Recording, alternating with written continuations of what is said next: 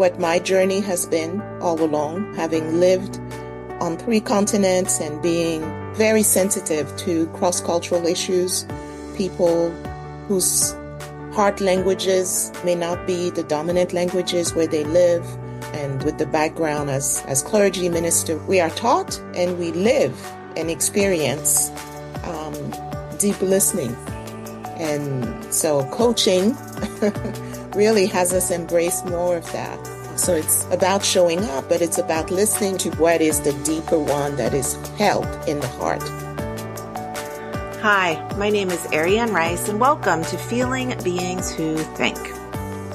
Maybe at some point you have been asked, or you have asked somebody else, what is your love language?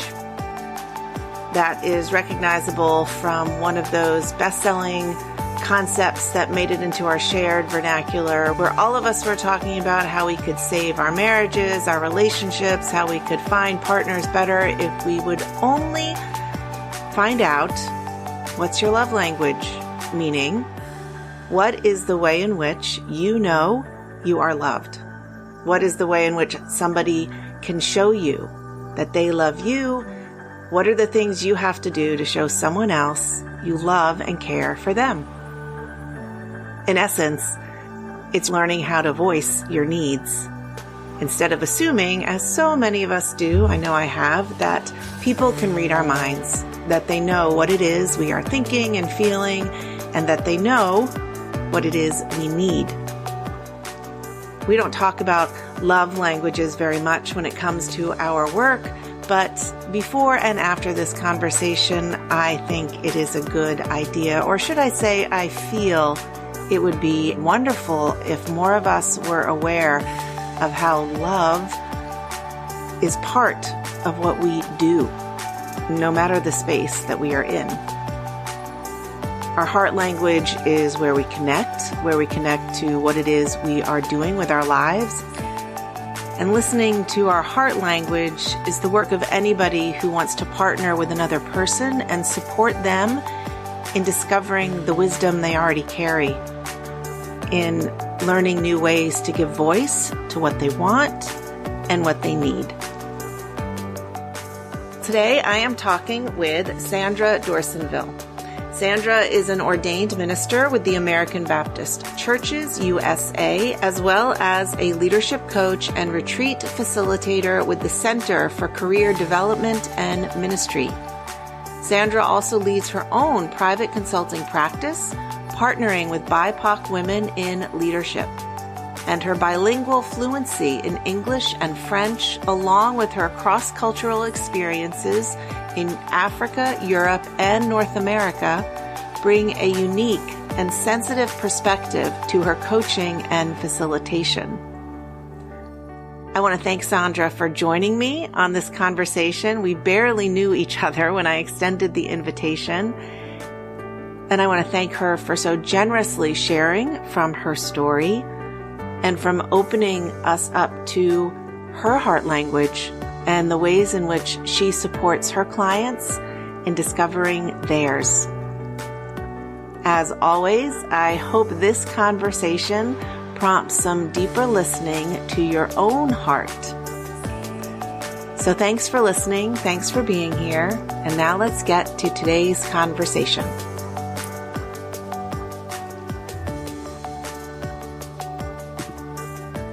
Good morning, Sandra Dorsainvil. It is good to see you. Thank you for being here. Good morning, Ariane. It's good to be with you. This will be our second conversation. I'm excited for the ways in which it will unfold. Yeah, me too. Let's see what the journey brings. Yeah, and I'm thrilled of how we met. So please just introduce yourself, say a little bit about who you are and how you live your vocation in the world. First of all, thank you, Ariane, for this invitation and to be able to tell our story. I think there is something to be said about being authentic, and that's definitely something that I value. So I am an ordained minister with the American Baptist Churches, USA, and I have served primarily in the New England area. And as a Black woman serving in predominantly white churches or white institutions has had its own joys and challenges, as you can imagine. And now, having relocated to the Mid-Atlantic area, it feels good. I did live in New England, Massachusetts, especially for 40 plus years. So I feel like, okay, I know New England. Mid-Atlantic, it's new. There's family in this area. So it's not completely new, but when you plant roots, as you just take your time discovering and rediscovering. And that's really, I would say, part of what my journey has been all along, having lived on 3 continents and being very sensitive to cross-cultural issues, people whose heart languages may not be the dominant languages where they live. So that's something that is another piece that I also value. And with the background as clergy minister, we are taught and we live and experience deep listening. And so coaching really has us embrace more of that. And that's how we met. We met in coaching seminar or gathering where the focus was, the spirituality that is brought in coaching circles. And for both of us who are in ministry, that is a no-brainer. Right. So it's about showing up, but it's about listening. Wow. Okay. I'm already like 3 continents. Like that's 3 continents, cross-cultural competencies, moving from being with a community of people through a journey of time into being called into working one-on-one with people and connecting more individually with their journey. Where shall we begin, Sandra? I know, huh? And we only have, and your podcast is really time limited. But yeah, I definitely think even an hour of a person's attention is rich these days, to be perfectly honest. Where shall we start? Where do you want to begin in your story? I think probably starting with giving honor to my parents who now are in their everlasting home and part of my cloud of witnesses, who I really feel looking back were very prophetic in their own journey, transporting a family of 4 we're all 6 of 4 children and just serving in different African countries. My father was an agronomist, so doing agricultural development and economic development in various African countries, and also Christian. Here we are in the 1960s, the early 1960s, where a lot of countries are going through their own independence, and you have a Black family who's been called and just providing their skill sets from the heart. And I'm intentionally staying very vague just to protect situations and protect loved ones and all that, not being specifics, because that's important in light of what's happening in the world. I really cannot. I will just say that we were present and lived in French speaking and English speaking and other speaking countries, but it was a learning. That's where, for me, learning to observe, learning to listen, learning to show up was developed. And it has continued. Being able to live in countries where your heart language is not the same as the host country, and how you maneuver that, but still be authentic and showing that you're coming as siblings in Christ, or you're coming truly as the foreigner, but not the foreigner to dictate, but the foreigner to just assist, the foreigner to come alongside, the foreigner with humility. And so I would say that's very rooted for me in all of my professional careers that I've had. And now with the coaching, how I welcome and invite clients in or even lead women's retreats. It's honoring whomever shows up to sit with me, and I sit with them and do some really deep listening. So the power of the ministry of sitting and listening, deep listening, is really huge. So that's where that is rooted, and just understanding that the journeys and how paths cross and all that, to just respect it, honor it, affirm what is in the room or what I hear, and just be guided by the Holy Spirit. So So there's a couple things. One is you've used a phrase a couple times, and I would love to hear more about it, called heart language. Hmm. I would love to have you speak to that. And what I'm inferring from your story is that moving around in these different cultures and places and seeing a model in your family of service, of support, and walking with people, I'm inferring that coupled with a Christian spirituality in your home and tradition is what called you into ministry. And so I'm also curious if you can speak a little bit, maybe, because there's a connection between your heart language and what called you towards it. Sure, absolutely. Thank you. Thank you for noticing and hearing, because there are so many layers to our story. So thank you. So heart language, what I refer to that is that we are so much living in a global world where people and families speak multiple language at home, but there is the deep heart language that people hold. And my languages are French and English. I'm mutually bilingual, and that's our household was always multilingual. But so the primary and secondary education were in both languages. So it's at times my head or my dreams are in both languages. So I understand that how people sometimes, you pray in a particular heart language, or so that's what I'm referring to, just understanding that it's not monolingual. And some families have, maybe there's 3 or 4 languages being spoken. But what is the deeper one that is held in the heart? That's what I refer to. And so the cross-cultural living and the service and being authentic called me to ministry, but my first professional careers or hats have been in the disability world, have been in mental health and mental health counseling. So it's interesting that now I journeying back in this season in my life, I'm circling back to those first pieces of counseling and listening and coaching, which encompasses all that, but trust is at the core of it.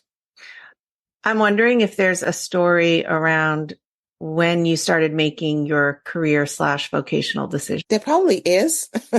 And for me, it's always been in what I was observing, what I was listening, what I was seeing as we were living in the different communities that we were. So what I was seeing, again, remember, 1960s, disability, and in very traditional settings, is hidden.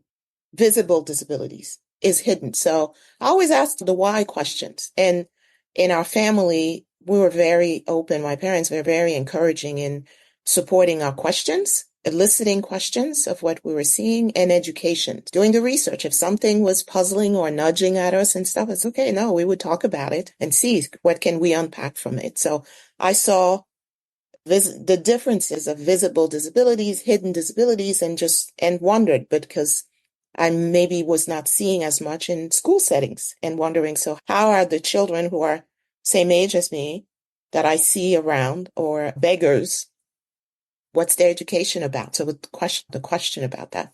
Yeah, that's psychology, family impact, disability, what does disability has on the family and all that. And then, doing rehabilitation work, mental health issues and learning. I did that private practice as well as governmental agencies and education, post-secondary at the university level. Wow. I'm struck by being in a family where questions are so welcomed and encouraged. Not everybody experiences that, particularly when the questions have to do with what might sometimes be in a category of shame. Yes. I mean, why do we hide visible disabilities? Because suffering can produce great feelings of shame in culture, communities, people. How wonderful for you that you have support. Yeah. And that's what I think the prophetic piece around my parents, really. And so honoring that and then throughout the careers, and definitely coaching, where, we need to do deep listening. We need to unpack with our questions, some challenging questions, but what are we hearing with our mind and our heart that our clients need to unpack, and knowing that, it's the tool bag that they carry. The answers are there, but it's in that unpacking and finding the source. So let's use that word unpacking for a minute, because that's a great word, particularly around I'm also inferring now, and I'm going to keep pushing you for a story, Sandra. I hear you, Ariane. I hear you. So if I want to unpack a little bit of the story around getting to New England, did you go for education, for graduate work, or can So you? I did all of my college, university, undergrad, and grad work in New England, in Massachusetts, Mhm. Boston University, Boston College, and Andover Seminary. And yeah, and also starting to hear the nudge around ministry and the tapping of, from God saying, okay, we're not done yet. Okay. So you're working in the mental health field, you're doing counseling, you're doing rehabilitative work, and something happens. What happened that was a transformational moment or watershed moment that called you closer into ministry? I think it was always there, although I was just pushing. I was pushing back and pretending not to really be deaf to God's call and God's nudge. And God has always known that I'm an experiential learner.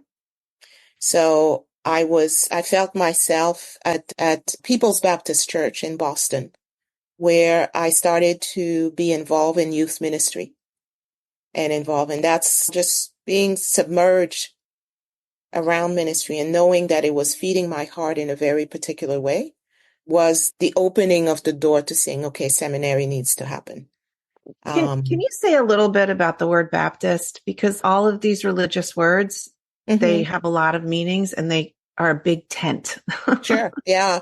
So can you talk about, you said American Baptist, this is the People's Baptist Church. Can you talk about what Baptist is?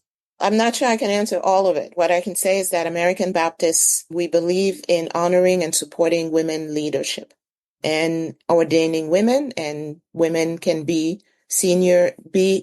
and hold senior position, whether it be in a pastorate or more traditional denominational life or anything. So it's supporting compared to other Baptist branches. Okay. And People's Baptist Church in Boston is one of those that is affiliated with American Baptist. And is that what you grew up in, or was that what you found? Actually, no. My family, my parents were Catholic. Oh, wow. I know, but I always knew that that was not me. Say more about what wasn't you. It wasn't me either. So I really felt the call and felt God's presence relating directly to me, that there didn't need to be a mediator or a second or third person. And I never saw women at God's table. That was, I always knew that it was like, there must be something different. Was this a question you ever discussed with your parents? No. Which is really interesting. But then later on, when I became Baptist in college, it was welcome. That was never something that my parents said, "Oh no, you can't. You've lost your mind." Well, something else we share in common. That's yeah. So it was, but it was interesting. I remember playing priest on the veranda and lined up my dolls and teddy bears and all that. Wow. But I was at the altar and I was serving communion and I was professing whatever at that time and stuff. So those images are very vivid. Getting back to your question around the Baptist piece, so American Baptist, that is strong for it. It's that open, but women are ordained, are supported in their called affirmed and honored and all that. It doesn't also mean that the journey to get to a pastorate is as easy. Let's be real, okay? But at least it's not a struggle to have our call affirmed and honored and ordination to happen. So what happened when you said yes? Maybe I want to ask, what was it about it that you were saying no to? What was the reason part of you was like, nope, that's not what I want to do? And then what changed? I think I saw with ministry being able to bring all of the pieces of my career together, to be able to continue to serve and engage the marginalized, folks that were not seen, that were not present, that had difficulty getting services or resources and not present. So going back to the disability field and disability, where it's like, where are folks? The advocacy piece as well, and having a pulpit, having a place that you can speak to people's hearts, and with the leading of the Holy Spirit to just start the transformation to happen. We are really in our tent making. We are also sowers and seed planters. That's, yeah, absolutely. And I use these imageries, I realize, and these metaphors to really reach people who may not be linear in their thinking. So we may be picking a book that transforms us, and then we have to discern and we have to sit with it and reflect and all that. But we also can hear a sermon if we go to church or if we listen or do Zoom, however we do gathering with God, to just hear and see how transformation in our heart happens. Or we go on a retreat and are moved by something, then that's what I call the seed planting and the sowing of things. So I saw with ministry that somehow the learning, the experiences, the living experiences, to just be able to speak to all that, to speak to different audiences and being able to be multilingual and for people to know, oh, wow, she is able to speak my language. That's huge. That crosses barriers and that breaks down walls very quickly when you're in a particular setting and you have to use a translator or something to get to people. It brings down defenses. Yeah. So when you were feeling ready to say yes, what did you do? I went to seminary. And what was your seminary experience like? It was ecumenical. Andover and Boston College, Baptist Congregational and Catholic. That ecumenical table, truly, big, because that's been how I grew up in that. So it makes sense. And then after the practicum and all that, then applying for positions because I was called to pastorate. What were you called to in seminary? What were the subjects that really? It was youth ministry. Really? Yeah. But women ministry, to really focus on women, the voices of women. Why was that? That spoke to you so much? What do you think? I think the gender issues that I was seeing in different cultures and how in some cultures, women's voices might be more shut than others and in others more elevated. So just where are women's voices? Who was a woman's voice that was really speaking to you then? Who was somebody or that you read or took in that really resonated for you? I would say as a professor, Dr. Barbara Radke. And because she also, a Catholic woman, but ecumenical heart and ecumenical journey. So I think she recognized that. And we've stayed, this is a professor, we're friends now. Which is, it's really awesome to have had that journey. And then I've also, with People's Baptist Church, seeing women clergy being present and serving, she's now part of the cloud of witnesses as well. Wait, say that name again. I spoke over Ronnie Lanier. Ronnie Lanier. Lanier. She's very much known in Massachusetts and New England. Trinette McCrae, Dr. Trinette McCrae out of Illinois. Yeah. But even theologians like Dr. Thurman and Dr. King, and knowing that Coretta Scott King was truly life partner. So we've had models. Yeah. You mentioned too that getting affirmed for the call and then the actual finding the pastorate, one was a little more challenging than the other. Yeah. Can you talk a little bit about that and what you learned about the church too? Because we learn a lot about the church once we're in it. We do.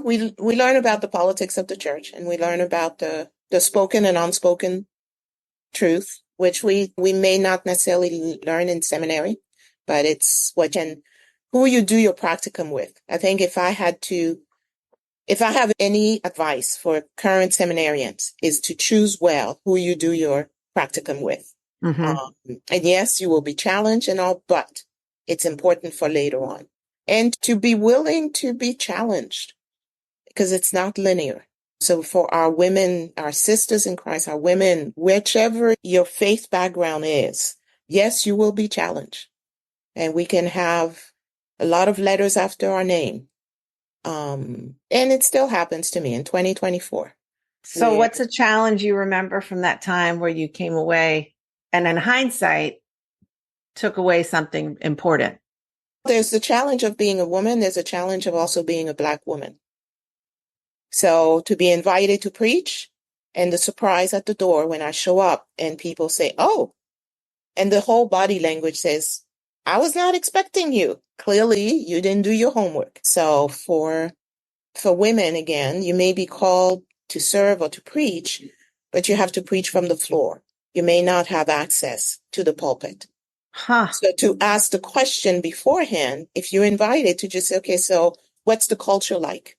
Where do guest preach? To have the courage to ask, so where do guest preachers preach from? The setting that you are entering. Those questions, I think in hindsight, I wish I could have been better asking, which now I ask whenever I'm invited to do presentation or to speak about coaching, because now my coaching is very much with coaching pastors and focused on self-care and soul care. I ask those questions like, okay, what time do I need to arrive and who's greeting me? And yes, you're inviting a Black person, so let's be clear. And what's the setup like? And if I can, then I do a dry run. I think you named something that we don't really talk about very much, which is there are so many implicit rules in faith communities that are not explicit. When people talk about church shopping, in my mind, that's just, you're looking for the place where your rule book in your head fits in with the rule book that's implicit in the community. Yeah. I think all communities talk about wanting to be welcoming. Yeah. But I think the lived out of welcoming is very different, because then they're going to have to encounter people where they're like, but you weren't what we formed in our head as the newcomer we wanted to welcome. Correct. The hospitality, spelling the word hospitality changes once somebody shows up. I'm fascinated by this idea, and it's making me so appreciative of a freedom. I think so I choose to preach from the floor. I don't like being in a pulpit anymore. And when I go guest preach now, I ask, is it going to be okay if I preach from the floor? And just all of a sudden recognizing, oh, I guess that's something I get to do in most of the communities I go to, versus there are still, I'm assuming there still are communities where guests are on the floor. They will not be in the pulpit. Yep. Wow. Somebody has some serious ego problems if that's how they operate. Or vice versa, that you have churches that say, no, you need to preach from the pulpit. And like you, funny, another piece that we have in common, I absolutely prefer to preach from the floor. Say why. To connect with people in the pews and walk up and down and to really feel free to commune. That's our community, to share the word and to see people's eyes and connect. For me, it is a richer connection that is happening. So 100%. Yeah. And with that, I'm sure you've encountered settings where we have to robe. Versus just being in plain clothes or not. So it's the culture of the congregation and how it marries or it connects with how to be and to show up as we are. And I always keep in the back of my mind, if Jesus were to show up how Jesus walked 2,000 years ago with the doors of the congregations, the houses of worship, be open for Jesus or not. Jesus wore sandals. He didn't wear tip-top two-tone shoes. Yeah, and he wasn't white, and he wasn't from America, and he didn't wear a three-piece suit or whatever. No. How did you gain confidence in your ability as a pastor and preacher? Going back to my parents and the education and the honoring of the voice and being heard. In the family, I'm the shortest one height-wise. And that was valued. But I know that in some circles and stuff, it's can be looked down upon. So I think, I'm really grateful that my parents really listened and encouraged all of us to speak. I'm curious, and we can edit this out if it's too personal a question, but in your formation as a person and as a pastor, was there a therapeutic process that you engaged in with a counselor or therapist, or was that part of your journey? It was, and as well as spiritual direction. Yeah. Do you want to edit it out, or can we leave it in? Yeah, you can. That's okay. So I'm a huge believer in therapy and spiritual direction.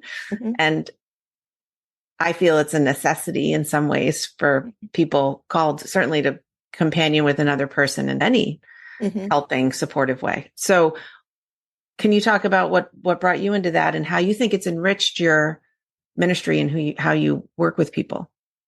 I think having experienced and valuing counseling, therapy, spiritual direction enhances for us as coaches who want to serve and come alongside ordained clergy is really critical.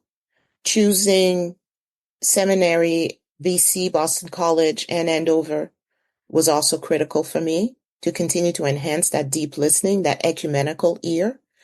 But what Boston College offered to seminarians is that we had to start the spiritual direction journey from day one.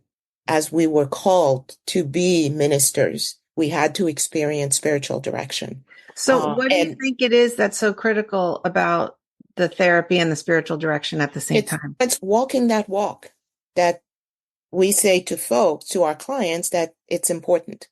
There are some triggers that we have. We need to understand better. We need to reconcile with.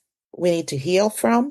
So to go through that process of the restorative process, the healing process is huge. We connect better, but we also listen better. I feel I listen better.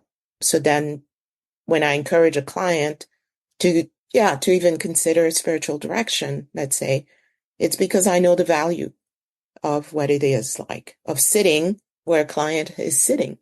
Absolutely. Having had interns, especially in rehabilitation counseling, I've always said how you address a client, how you speak, how you sit with somebody, just picture that you could be in that seat. So how would you want to be addressed? How do you want to be welcome? Yeah, journeying through that is huge. It informs us better. Yeah. Yeah. So I don't know if you said this at the very start, but how long were you a parish ministry and with a community? Were they different communities? So the communities, the pastorate and the pastoral setting was all white, or 95%. And even the regional work that I had to do in Massachusetts, because I was overseeing 200 plus congregations, mostly white congregations, but developing a trust and building relationships with Black and immigrant congregations as well, which I feel now with the coaching ministry, because I really want to make space and invite more of Black and brown clients to coaching and to know that you can access that. It's like the parable of the 100 sheep and you're going after the lost one. Mm-hmm. And everybody is deserving of being at the table. And if it takes us to go the extra mile and be hospitable and invite, then I do that. Then we do that. I feel that's important. Yeah, absolutely. So it's having lived in various cultures where maybe I was the minority or I was part of the majority, but yet a foreigner or not. So negotiating and navigating all those roads have really informed me of how to be flexible, but how to navigate and listen to what is not said, what might be biases, spoken and unspoken biases, how to show up, how to enter a room, and how to read a room. How to observe. Yeah, noticing the unspoken rules in a room or not. Absolutely. Yeah. So then, okay, so how were you introduced to coaching? A colleague, actually, Dr. Meg Hess, who attended the mindfulness coaching school, and I had heard about her journey. She's from New England, Massachusetts. And so I had a conversation with her, an informational interview and all that, and wanted to hear more and seeing how, it made sense for me. That's how I wanted to I wanted to incorporate coaching as part of my tool bag in reaching people. What are some of the skills in coaching that you feel are really important for spirituality and leadership? Deep listening is key. Yes. Nonviolent communication is key. Can you share a little bit about the nonviolent communication is really paying attention to how we use word and the narrative and how we speak to one another. That's huge. Yeah. Yeah. And valuing the somatic work that is done as we experience the external world and internal world. So it's almost like giving permission to our clients and to ourselves to breathe. Yeah, I don't find any somatic work in the religious professional life. The attention to body might be like sitting for meditation or prayer, but other than that, there is no. Yeah. And I don't know if you or the listeners all tune in to Riverside in New York. Dr. Thorne starts her preaching with some somatic work, which is really huge. And I've noticed it with a couple of other pastors. Yeah. I've done it one time and it went so beautifully. And can I be honest? Like I get scared. I get scared about like breaking form. I don't know in your tradition, there's a lot of debate actually in the Episcopal seminary I was trained in. Do you pray before you preach? Do you say a snippet of a psalm before you preach? Do you let the gospel be the last word? There's so many rules, but I completely concur that I think just like you do in a coaching conversation, you arrive with a client or you begin a workshop or retreat. You take time to arrive together and create space. Correct. I don't know. Maybe this is going to encourage me to start just taking more risks. Take risks. Come on, sister. Take risks. We take more risks than we realize in our everyday life. And it's noticing that and how. So I would encourage, take risks. And with clients that I have, clergy colleagues and all, I encourage them to really just pause and breathe 15 seconds before you start your sermon. And it's a teaching moment for the congregation as well. Yeah, but breaking those forms or those to-dos, who really instills the to-do list and the guidelines? And was Jesus not a rule breaker? Big time, especially when you walk into a faith space. Just saying. Every time he was in a synagogue, he got in trouble. And so, come on, let's take risks. So what do you find? In some ways, I think most of us know what they are, but maybe there's a very specific way you want to talk about the challenges that clergy are facing, that your clients are facing, the struggles, the places where they're desperate for more nourishment. I think the clients that I have are desperate to be heard and to be seen. And the value and affirmation that they're tired, that they're exhausted. We're still under the impact of COVID. There are different vagues, but the height of it, 2020, they've had to pivot. So they've had to adjust without a book. It's given birth to multiple children. And you're like, okay, so how do I handle all of this and not have time to really do it well? So we've had to learn. Clients, pastors, clergy have had to learn while it is happening and have not been able to catch their breath. So I just feel like now it's just inviting. And that's why I really do a lot of breath work with clients. Just breathe deeply. It is okay. It is okay for us in our sessions to have 15 minutes of silence. Hello. If that's what you need, that's what you need. So it's giving permission to be. And with that, to be seen, to be heard, to be affirmed and honored. And knowing that, your work, your ministry work is valued. And we are filling the cup. We are reaffirming the call. Or looking at, are you at a crossroad? And God calling you to a different type of ministry. So it's valuing the whole person, but we start with breathing. And we can do some movement work as well. It's giving permission to be. Yeah, absolutely. And that's in the trust. That's why even from the beginning, I said a lot of it is trust, because when the person comes into the office, whether it be a Zoom or in person, got to trust each other. So I have to trust, the client has to trust me, and we journey together. But I constantly say, you're in control. I'm here to pinpoint and to lift up what insight you want, or the question, and through the questions, the value of our questions that we need to look at, that we face, but together. What are some of the goals, like in broad categories, that clergy clients come to you with? What are they looking for? I think in broad category, and to keep it broad, is to honor that they're tired. Yeah. And what does that mean? And we look at it. We look at the different journeys from there, but to validate what it is like, what does being tired look like now than it was 10 or 20 years ago? Yeah.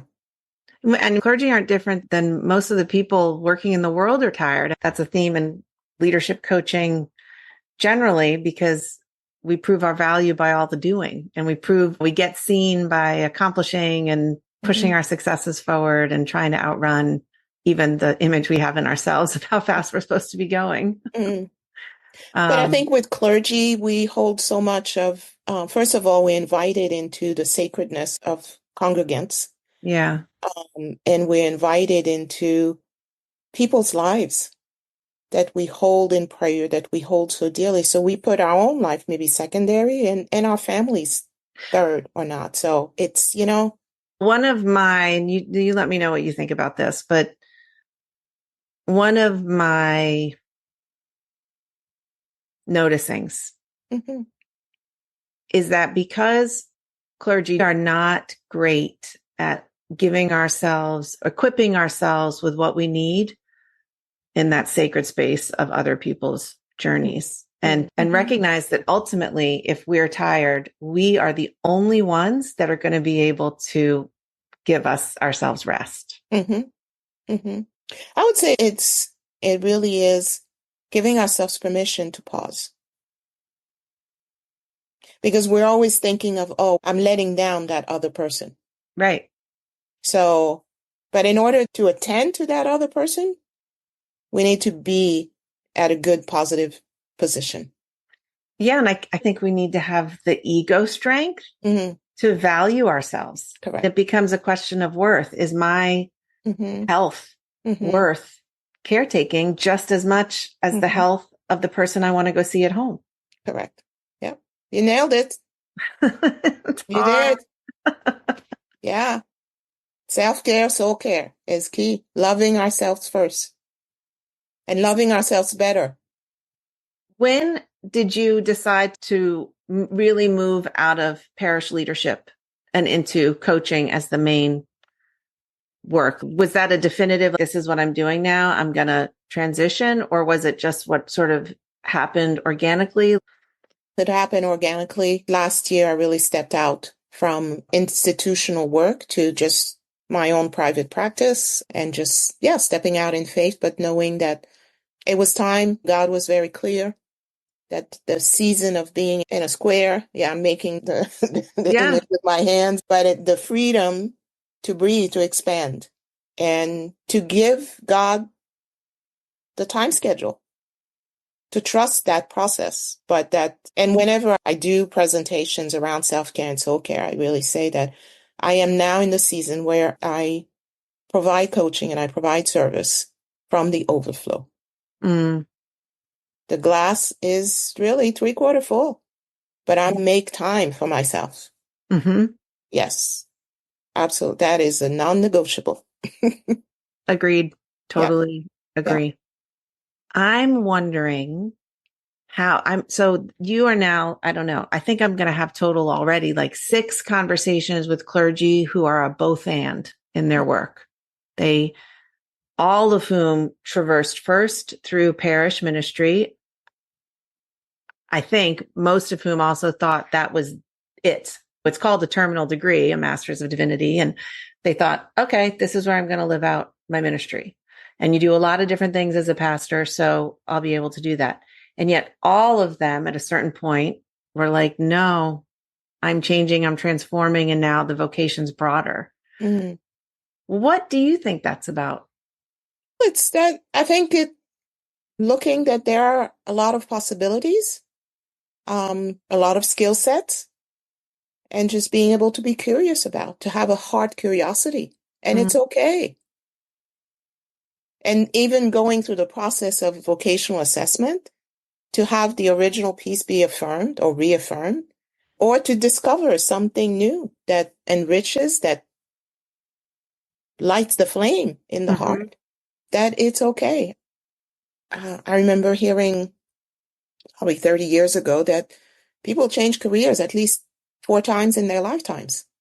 So Yeah, it's okay. So in ministry, yeah, you may think that at the beginning you're youth ministry and that's it. No, you might evolve into other things that, you're being called to serve and use your skill sets. The heart curiosity.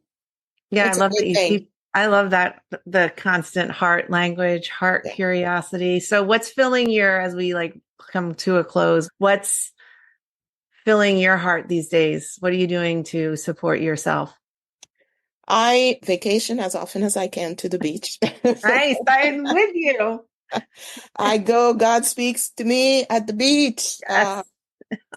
So I need my beach time. Yep. And I do paddleboard on lakes. Oh. I've discovered the sport of paddleboarding, and I call it the paddleboard with Jesus. Because I leave the cell phones and all that at the shore, and it's just me and the paddleboard. So there are no social media distraction. Oh, yeah. So to take time with family, with grandchildren, they have a way of just pausing everything. You hear grandma and the excitement when they see you coming, and seeing the world through their eyes is so beautiful. It really is. And then doing my writing. I publish through the Christian Citizen monthly articles, such as, tapping into all those pieces. But first is, water, being at the beach. I love too, first of all, people won't see us on a video, but you lit up, especially when talking about your grandchildren and seeing through their eyes. And everything you described is embodied. Yeah. It takes all of you. You put all of yourself into something that's very presencing. Yeah. So say a little bit about how people can find you and if they want to learn more about the retreats you offer, where they can read you, or work with you. Sure. So they can read me at the Christian Citizen. That's a Christian magazine. I also have a website, connect-sd.com, where you will find more about how to connect with me and reach out, and let's see if the journey can begin. But yeah, it really is providing coaching services from the overflow, from a full cup, and breathing. Yes, breathing. So if nothing else, breathe for 5 minutes, 5 times a day, but breathe. Thank you so much for making time and sharing some of your story with me and us. And I'm grateful we live close and can continue our conversations. Thank you. Thank you, Ariane, for having me. It's been a delight.